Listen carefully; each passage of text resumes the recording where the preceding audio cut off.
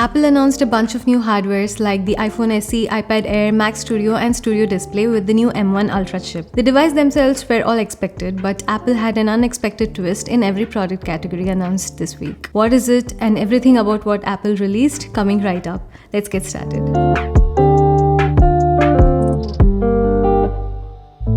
First up, the iPhone SE. This new 2022 budget iPhone SE is sticking to the same old iPhone 8 design. Same display, same Touch ID, home button and no Face ID. So what changed? The internals. Apple is putting the A15 Bionic processor into the iPhone SE. This is the same chip that runs on the iPhone 13 and 13 Pro, thereby making the budget iPhone as powerful as the most expensive iPhone in the market. Though the camera is same, with the powerful chip, there is better computational photography with Deep Fusion in iPhone SE now. The new chip also improves battery life by being more efficient, up to 15 hours of video. I expected it to be A14, but Apple having the same chip across all its iPhones is a big deal. Another big upgrade, although an expected one, is 5G. iPhone SE supports 5G connectivity. Otherwise, it's the same phone, but now starting at $429, $30 more than the second generation. Next, the iPads, specifically the iPad Air. As I mentioned in my previous video that iPad Air is the only iPad requiring a refresh now, and Apple updated it in its spring event. As expected, there were no changes in design or display or even the back camera.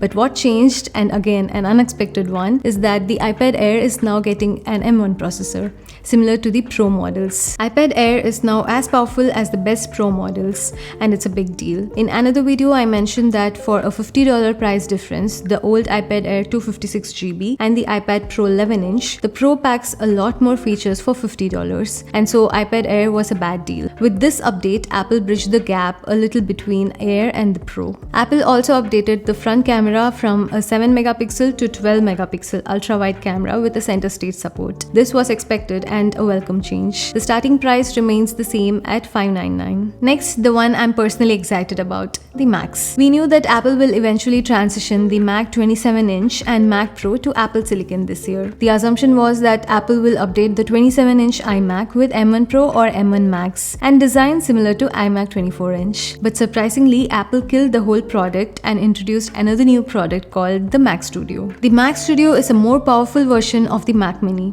How powerful? Almost as powerful as the current top-of-the-line Mac Pro. What makes it so powerful is the new chip Apple introduced called the M1 Ultra. This is the next edition of the M1 chip, where they combined two M1 Max chips to achieve this super powerful 20-core CPU, 48-core GPU, 128GB unified memory beast. It looks like they stacked three Mac Minis on top of each other, around 4cm versus 10cm. Apple is promising some amazing performance, and from what we have seen from M1 Max, it seems believable too. The Mac Studio can be configured with an M1 Max or M1 Ultra starting at $2,000 and $3,800 respectively. I also mentioned in my MacBook Pro video that for a professional, a MacBook Pro is not a wise option and they should wait while Apple releases a workstation. The Mac Studio is the workstation you should have waited for. You can buy the M1 Max Mac Studio for $2,000, while the entry-level M1 Max MacBook Pro will cost you over $3,000. To know more about why you shouldn't buy the MacBook Pro, watch the video in the description. Considering you will need a monitor and accessories, a Mac Studio is still a better choice in my opinion for the kind of work you will be doing with these machines. The Mac Studio can even replace a high-end Mac Pro at less than half the price. So in terms of value for performance, the Mac Studio is a great offering. Apple also hinted that the only Mac remaining to transition is the Mac Pro, which means the iMac 27-inch is officially dead, and also there could be another M1 chip like the Ultra coming to Mac Pros. Maybe two M1 Ultras or an M2 Ultra. Next, the Studio Display. With the Pro Display XDR costing an absurd amount of money, consumers were asking for a cheaper display from Apple, and hence Apple introduced a cheaper 27-inch monitor, this time a stand included for $1,600. This is a 27-inch 5K display as compared to a 32-inch 6K Pro XDR display. The specs of this new Studio Display is exactly the same as 27-inch iMac. The Studio Display also includes what Apple claims to be the best speaker on any Mac. It is a 6-speaker array with spatial audio. The Pro Display XDR doesn't have any speakers. It even has 12-megapixel ultra-wide FaceTime camera like the one on the iPad with a microphone, an A13 Bionic chip to control them,